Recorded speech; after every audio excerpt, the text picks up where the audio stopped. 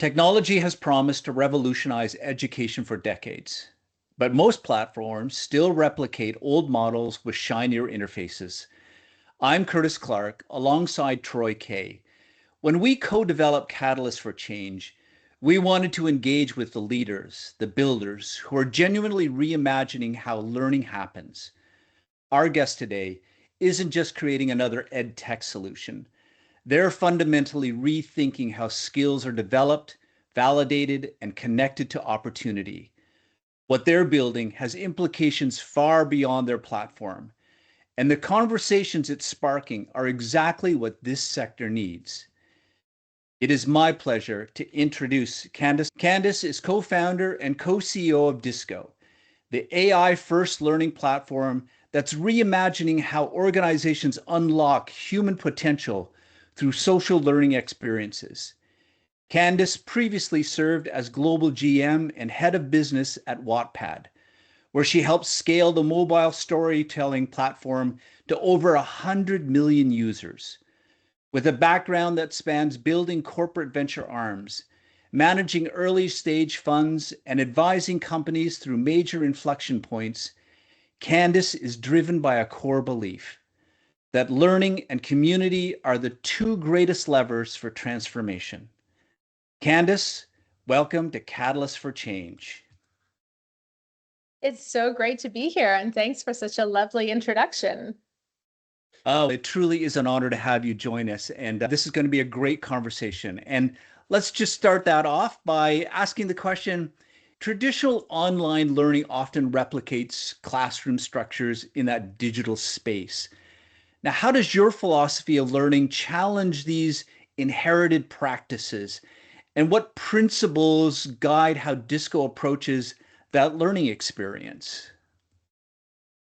I love that we're starting with this question because it's is why we built Disco. And what's so fascinating to me is that when people ask what's our founder story, I often say my co-founder and I are lifelong learners who are really can't get enough of learning. And when we each looked at each other in the pandemic, which is when we started Disco, and said, have you ever done an online course? Both of us looked at each other and said, no. And we just thought, wait a second, what do you mean?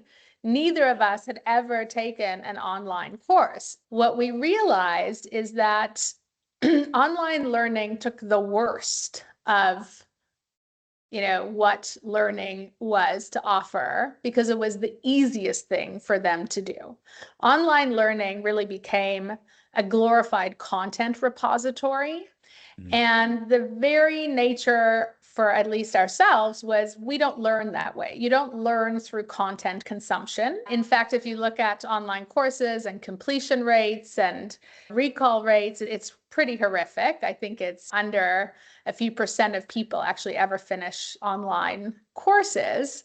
And the reason for that is because they're not really built for transformation. They're not built based on the principles of how people learn. And so what are those principles? Disco was founded on the belief that people learn best with each other, and we learn through experience over content. And when we thought back, my co-founder and I, to what were the best learning experiences, there was something that was common between all of them. First off, they were with other people. And actually, a little known fact, the reason our company is called Disco is because the root word for learning in Latin is disco. It actually is the root word for discovery, for discussion, for discourse. And so it really is this idea that people learn best with other people because you can have dialogue, discovery, discussion, but you can also be held accountable. You can have a sense of belonging. And learning is an active sport. It's not a passive sport. And so really what you need to learn best is you actually need to do things. You need to have projects, and you need to be able to experience learning through projects, through peers, and through practice. And so fundamentally, we built Disco to take advantage of this idea that learning should be active and experiential. It should have live elements. It should have the ability to have project submissions. It should have the ability to have a variety of modalities to drive to transformation versus just to consume content. Wow. Wow. And what's interesting though is that in this environment, you've created this peer-to-peer learning community and that dynamic. And that I think you're so right that we learn from being with others and learning what their trajectory is. What are the problems they're addressing? Now, what are the things that you found that really enabled this kind of community development to unfold here? So, one of the things we realized very early on is that there's no one size fits all community. And I think while live is a super important element, it's not always easy to do live learning, but community learning can actually be a combination of live learning plus asynchronous learning. But the difference is that you have other people who are part of your learning journey or transformation path. One of the things we learned is that every community has sub-communities. They have subgroups of that community. And what you're really aiming for when it comes to learning, and what's so exciting is this has been the dream of learning, I think, for years. It's just never been possible until the technology caught up. You really want learning to be relevant. You want to have relevant learning experiences. And it's one thing to have a lecturer sage on stage talking to everybody, but it's a totally different thing to take the ideas and concepts of something you're teaching and actually make it relevant to different subgroups. And those subgroups could be different roles, different skill levels, different locations, different passions or interests. But what if you could take proprietary IP, which is what we do, and actually convert that using AI into relevant learning programs for specific subgroups of communities, and then all the way down to the individual level.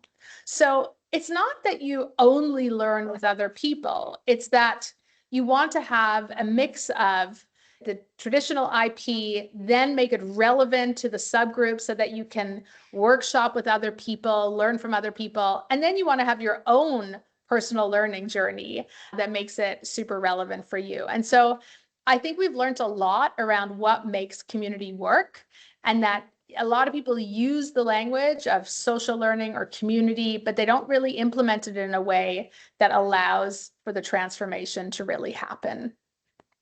Did anything surprise you as you were unfolding this and seeing how the communities sort of self-organized and learned together?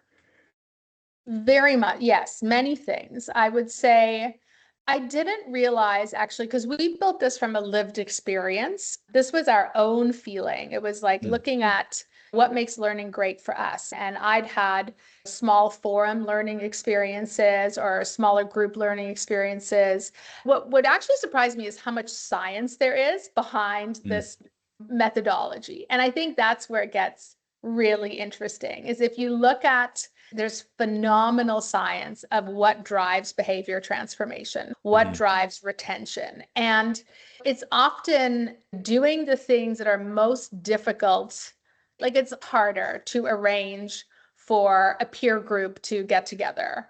It is harder to actually do a project. It is harder to commit to a practice of habit, right? But that's actually why the learning works. And so a lot of the platforms built their experience on the easiest elements of what could check the box and have compliance-based learning. And that's fine for certain contexts. But for any organization that is actually trying to deliver an outcome, which is I've actually built this skill, or I've built this capability, or I actually have been able to show this outcome, all of a sudden, the lowest friction path actually is the worst thing you could do. Because one, it's anybody could do it, right? So that's the interesting phase we're in right now, is in a world where there's an abundance of content and AI that literally can generate it at scale, not quite for free, but seemingly for free, it's not a great business model, right? To just be in the content business. You have to be in the experience business. And you actually aren't really in the experience business, you're in the outcome business. You're like, at the end of this thing, will people have what they signed up for? Can I deliver on that promise? And so I think what surprised me most is how much science there is around this pedagogy for learning and how important this type of learning is in a world that actually needs outcomes, not check the box compliance. Yeah. And that's remarkable because it reflects part of a conversation we had with one of our other guests who, when we're talking about issues like critical thinking, analytical thinking, all of the humanistic sort of orientations that the World Economic Forum has said, these are part of the top 10 skills. Yeah. You have to be embedded in it. You have to use it. You have to play with it. You have to interact with others in that process. And it's not just, here's the content. Oh, now I have critical thinking. Thank you very much. So what you're talking about is really, you've created that environment that is so essential for that learning, but it's also something that's not just, oh, because I think so. It is supported by science and research and analysis. And that's so important in this point in terms of where we're at to make the case for this kind of learning and how important it is. Absolutely. I could just give you one stat people love stats. If you look at the MIT did the study, they looked at the 5 million MOOC learners, so online course learners. Completion rates averaged 3% and actually have declined since then. And 52% of people never even started those courses. They signed up, but they didn't start. Meanwhile, cohort-based programs hit an 85 to 96% completion rate. And this is by the MIT study. And that's not incremental. That's like a fundamentally different model, right? It's, oh, wait, there's a whole bunch of reasons why that model works better. I just thought that was worth maybe mentioning. And a lot of this too, I think what I would say is building Wattpad and scaling a business. When I joined Wattpad, it was 4 million users, and we scaled it to 120 million users over the lifetime of the company. What you really start to understand is like network effects and the impact of social behavior on products and on others. And so I think that's just always been such a passion for me. The two greatest levers for change and transformation, no matter what kind of transformation you're aiming for, is learning, which means you're going from not understanding or knowing something to knowing something, and community, like having a small group of people surround that idea. I just think in this AI first uncertain world, this idea that we actually need outcomes from our learning is even more relevant than ever before. So Troy, why don't you lead us off to the next kind of orientation here? Yeah, no, I'm appreciating all of this, Candice, and I can't help but feel like there's this interesting timeline and picture that you've painted around having had conversations during COVID and lockdown and the self-reflection on, have we done any online learning? And then diving into that, I guess, environment that got created as a result of COVID. A whole bunch of things changed, understatement. Then the other aspect that's come into play since then is AI, and the reality that AI is, as you mentioned, pretty pervasive. And I love the quote around using AI for relevance conversion, right? So that linkage between, okay, it's not just content repository, there's a relevance conversion component to this that's going to help feed the learning process. So all of that is maybe a bit of stage setting around the fact that I think there's both excitement and a lot of anxiety around AI and its role in education. I often talk about there's a lot of F words associated with AI at the moment: fear, fatigue, like a bunch of them, maybe a few curse words too, depending on who you're talking to.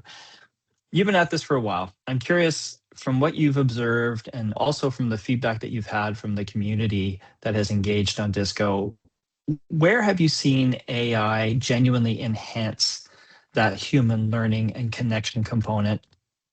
And then where might there be, the other side of the coin, the potential for over-reliance or trained dependency potentially on AI, which could diminish the learning experience? Right? Like, how do we strike that balance in either end of the spectrum there?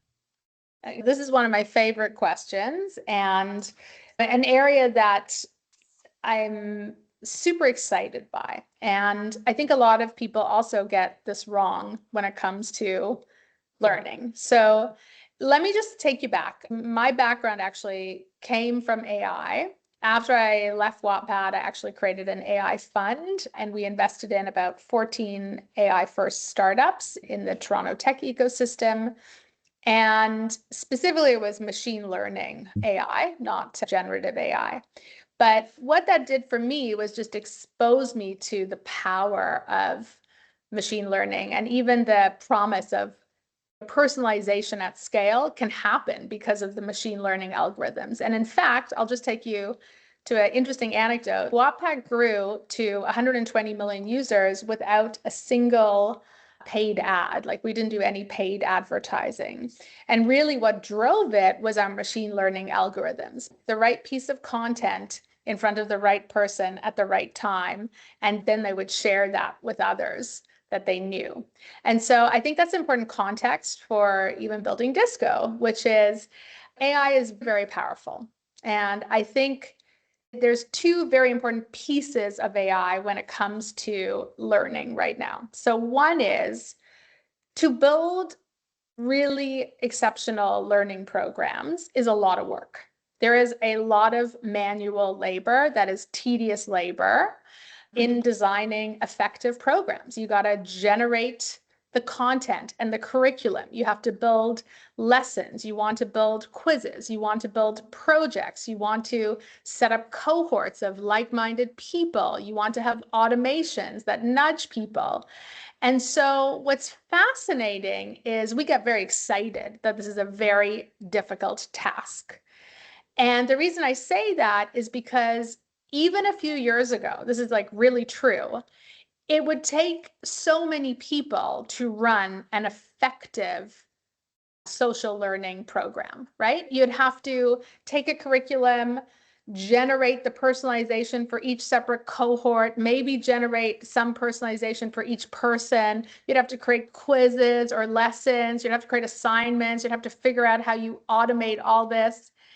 And so very early in our trajectory, because it came from my background, and actually my co-founder was in the ad tech space, which also required very sophisticated machine learning algorithms, we looked at this and said, this is fantastic because AI can actually make this experience more human. And I'm going to explain what I mean by that.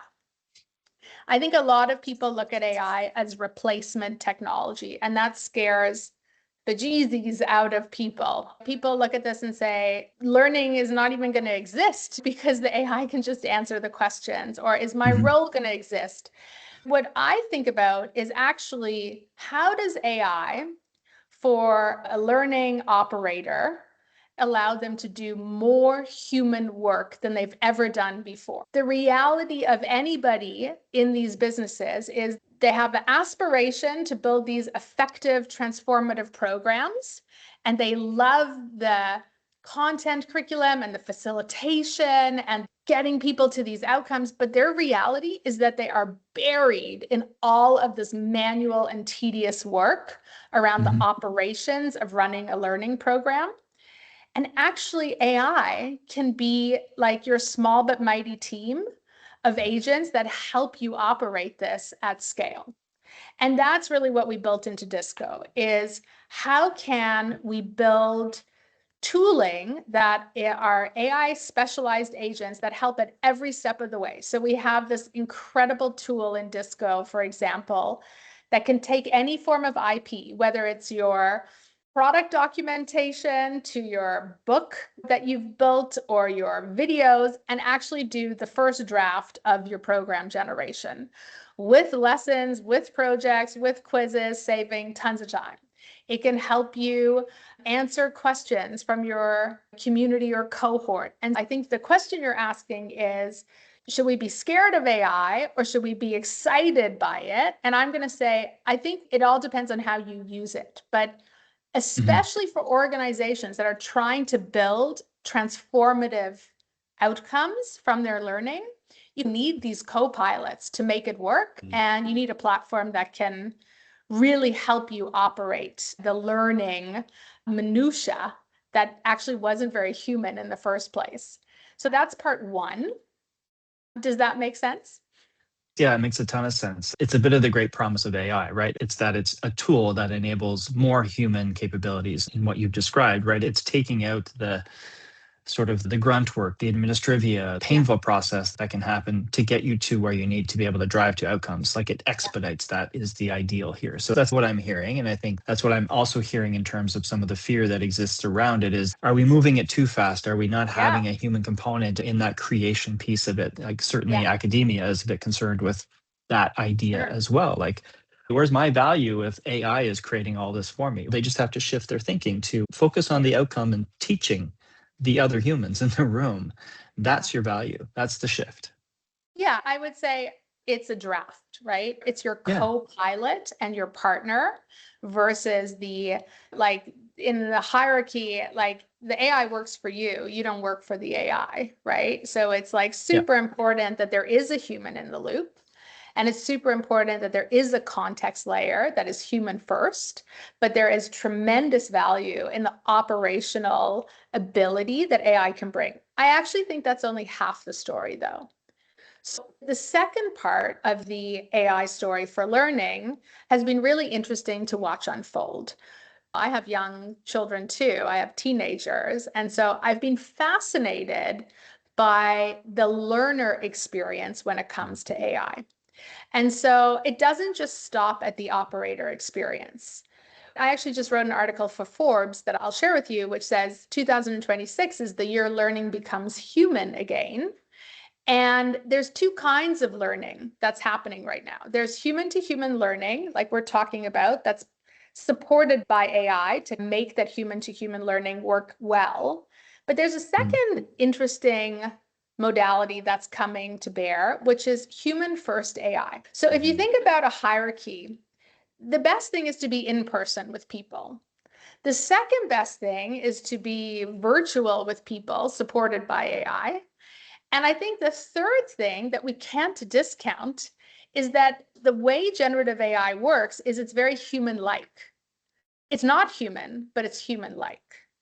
So now you have this new power of technology that can actually do one of two things. It can destroy learning, or it can actually help you learn effectively in context with human to human learning as well. And what we're investing in at Disco is what is the human first AI modalities that can actually help support learning. So for example, generative AI can give you feedback on your projects and assignments that you're doing in a Disco course. You can do role playing with it. You could ask it questions. It could give you reflection prompts after your peer group learning. And so I don't think we should discount the power of AI as a human first tool, but it's all about technology is never good or bad. It's the way it's designed and it's intended. It's how we use it. And so at Disco, we're building human first AI to actually make sure that you're able to get to the outcomes that you're aiming to get to. And some of those will be in human to human context, and some of them will be human first AI context. And it's actually the combination that I think is going to be most valuable and interesting. So I'm actually quite bullish on looking at how can we use this technology to improve all the things you're talking about. Critical thinking, all of these durable skills that I think are absolutely going to be essential. Yes, AI can erase them, but it can also be phenomenal in giving you feedback and helping you gain those skills. I'm also reflecting a little bit on the fact that from what I've heard from futurists in a sense is like the potential for physical AI to come into the mix, wherein you've got wearables that can give you feedback on how your learning experience is happening, right? So it can give you biometric feedback to say, this is someone who's actually not responding to this experience at the moment. Like they're checked out, like they're stressed out about something else. And so it's really interesting. As a technologist, I'm loving the fact that there's even more potential ahead for this learning environment, learning experience to be even more informed as a feedback loop. Like you get a sense of how you're actually learning. And then you can attune, and the AI can help you attune to the better times in the day when you can learn, or the better situational components that help with your learning. Like it amplifies, and that's, for me, that's very exciting. The adoption factor for any technology is really about, is this actually making my life easier? Like we talk about a home theater system, right? I was going down the path of building a home theater at my house. And the highest thing that was going to get that to work was my wife's adoption factor for that home theater. If it was easy to use, then I was good. If not, then I was done. And I think Yeah, the analogy absolutely. holds, right? Like you've got to have that adoption factor be something that's visibly helpful and easy. And I Yeah. just see there's so much potential for that going forward. And I think that is the big shift, is that previously the front end to this AI technology was not available to the end Mhm. user. And that's really what generative AI has radically changed. It has taught us to behave in a more human way with technology than ever before. And I give a keynote on this topic to a bunch of different audiences. And I put up the slide of my son, who's 12 years old in this picture, and he has created a prompt on Lovable to design, as he calls it, a drippy fashion app. And really, when you abstract what he did, he spoke to technology in a way that was very human, asking the technology to help him achieve his outcome. And that's what is like a really profound shift with generative AI that obviously can be used to erode learning, but can equally be used to make learning 10 times more effective. Very exciting. So I want to take us to a bit of a tension moment when we talk about the idea of high quality of learning experiences and then the speed and accessibility that we find with, again, some of the programs that we talk about. But there's that question of like, how do we maintain rigor and the depth of programming? And especially when we're looking at scaling this up from that personalized adaptive learning piece. How have you addressed like that argument that, oh, the quality or the rigor is somewhat suspect, and you're also diluting the impact of education in this kind of environment? So I would start with this notion that against what, right? And so, it's interesting to me because I actually think the profound power of this technology is that you can actually scale the rigor, and you can Mm. scale the pedagogy, and you can scale the design system in a way that actually you can't do with people. And not only that, it's the economic cost of delivery Mm. that makes this so interesting to me. So if you think about it, to bring people together in a classroom, in a physical space, and to create a curriculum, and then to make sure the professional development of those teachers have that curriculum and they adhere to it, and there's a standard and they're marking against it, is a very costly and difficult endeavor. And it's actually often not adhered to, it's not easily tracked, and it's not easily scaled. And so think about it in the context of now you can take the same IP, the same pedagogy, the same rubrics, and actually scale it like wildly more easily at a much more effective cost structure, and with much more transparency if there is alignment to that pedagogy, to the content, to the facilitation. But it's fascinating. We use a technology today just in our company. What's interesting about what we're doing is very meta. It's like we're building an AI first learning platform. And then as a company, we're becoming AI first. And then a lot Mm. of our customers are actually using us for AI fluency and readiness. One of the things that it brings up for me is we record all of our customer calls, we have the video transcripts now of all of our customer calls. And actually, what it allows us to do is have so much more rigor and certainty of alignment and clarity of insight and better feedback loops, because we're using the tooling in order to be able to have access to that data, context, and certainty of pedagogy. So I think it's all in how it's designed and deployed, but the notion that the system is going to be less effective, I think, is a flawed assumption. Yeah, and I think the interesting piece is you come up against the traditional academic approach, academic institutions. We have done this forever. We are the gold standard of outcomes and impact. And now you're coming into that space. How is your interface with academia and Yeah, institutions in that sense? I love that you're bringing this up. I think we actually are very complementary. So Mm, we are not saying that we have the IP, that we are the experts at building that IP. We're saying we're the platform to take the IP you have and mm. to build transformational learning experiences based on your IP. And we're going to give you the tooling to operate this at scale. And we're going to give you the learner experience to help you scale it even more effectively than what you can do in a one-to-many classroom. And so I actually think, there is 100% a place for academia and for institutions. It's going to be the ones that actually adopt these technologies to help them further their brilliant proprietary IP in ways that can scale versus compete against them. But it will be the ones that really embrace these technologies and use them in thoughtful ways. If you're thinking you can just take your document, take the LLM and generate a program without any human oversight, I think you're thinking about the technology wrong. I think this is a collaborative partnership, and it's a co-intelligence that's going to start to exist.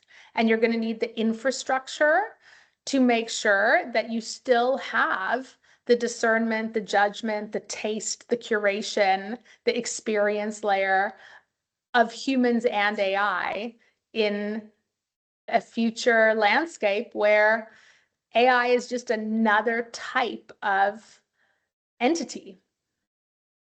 What I love about this is this goes back to your concept of a community. It's not just the learning community within your platform. You're talking about all the constituent pieces in that ecosystem of learning, of skills development, with academic institutions, with industry, with the learner. And you've created a space that enables this to come together in a really dynamic way without giving up any of the quality or the accessibility or the scalability. In fact, you enhance it by this process. This is brilliant. But it's It's definitely a collective effort. And it is very much one where we highly respect and value proprietary IP and honor this isn't to replace it, it's to support the constituents who are trying to deliver on the transformations they're promising. That's really, for me, it's an enabling technology to spin up the academy and design programs that lead to transformation and outcomes in ways that use the technology intentionally. I think thank you for clarifying that, because it can come across as a replacement, but it's actually the opposite. It's the enablement layer we're building for institutions and organizations and companies to transform their IP into outcomes. And I think that's a critical part of the discussion that we need to have as we move forward. Or if an or, it's an and how we start thinking about that and who will be part of this process, who will be the leaders in the space, and who will be open to a fundamental shift in terms of what those relationships look like. And I think that's the important part of why these discussions are critical right now, is to tease out those fears, to understand the possibility, but then also recognize there are active partners who want to be a part of this discussion and part of this change for us as well. And I think the benefit is only to the learner ultimately, right? To have the flexibility, the optionality, the ways in which they can learn both from a academic journey standpoint, also from a lifelong learning standpoint, is just the potential is so great as long as we do it well and we do it in harmony as much as possible together, right? One last question, Candice, and you talked about this a few times, the reality of outcomes and driving outcomes. I think that's critical. It's also from a learner consumer standpoint, what they want to see as far as, the investment of time and money and effort. It actually yields something on the other side of it. We've heard a lot more lately about authentic assessment, that being a component of the validation of someone's learning in a different way going forward, right? With so much optionality, there is going to need to be some component of this is a certified or certifiable learning path for this person, right? Traditional academic entities created that by way of diplomas, degrees, all that fun stuff. With more optionality ahead, I'd be interested in what as that path to getting those skills really and the expertise effectively recognized, valued, deployed in the workforce. How do we get to that place? How do you see that journey ahead? Yeah, I think it's a great question. And I'm excited for this change because I think it's really necessary. We are moving much more to like real work as, a learning artifact. So it's real projects. It's not just I have this degree. It's more here's actually the portfolio of projects. And I have a certification that I've actually was the person who delivered on those projects. And I actually think that's very healthy and very important. And my number one piece of advice to young people today is don't wait to be chosen.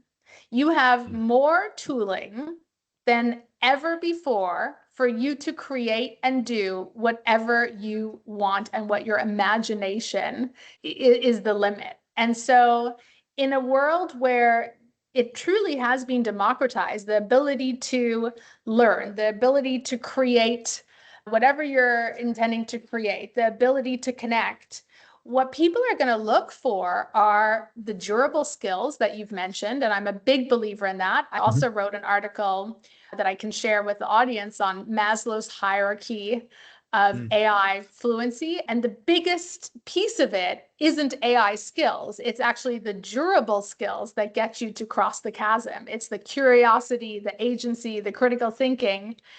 But my advice for young people is go and build your portfolios of work, right? As a way of showing your certification just as much as the degrees. And that's been really interesting to watch. And we certainly power a lot of training businesses in the space of these new models of learning. And most of them are through boot camps, through apprenticeships, like actual learning through creating the projects that you're intending to work in. And I think that becomes more doable with AI as well. And I think effective programs are going to take that application layer into account as what can I show at the end of this that positions me for the credibility of having that skill or outcome. Yeah, again, this resonates with other conversations we've had, but a piece of work that Matt Sigelman from Burning Glass Institute had done recently, looking at the most sort of common theme or element that enabled a student to be successful in a career trajectory. It was through apprenticeship. It was about going out and doing something and being able to come back with that skill set and articulate that as they move into their workforce trajectory.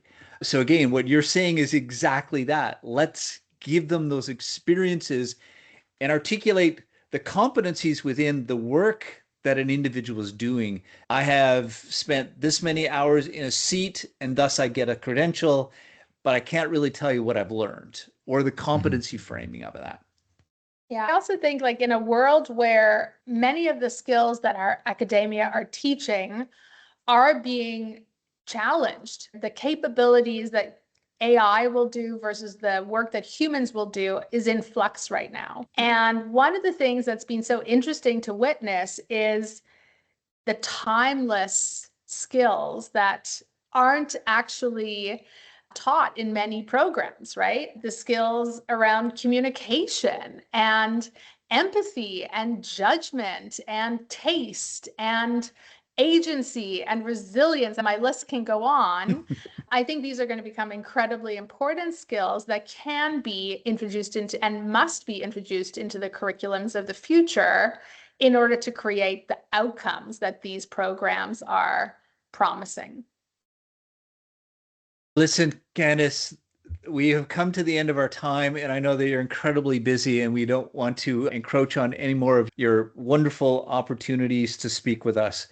Thank you so much for joining us and being part of this discussion. And as always, there's so much that we have learned, but there's great excitement about where we're going and the potential as we move in that journey. Thank you both. I'm huge fans of the work both of you are doing, and I really enjoyed this conversation. And I think at the end of the day, we get to create the future we want. And that's why it's so important to use these tools in intentional ways. I fundamentally believe we can use this new technology to either ruin human potential or to unlock human potential. And I'd like to be on the right side of history with the two of you and then do the latter.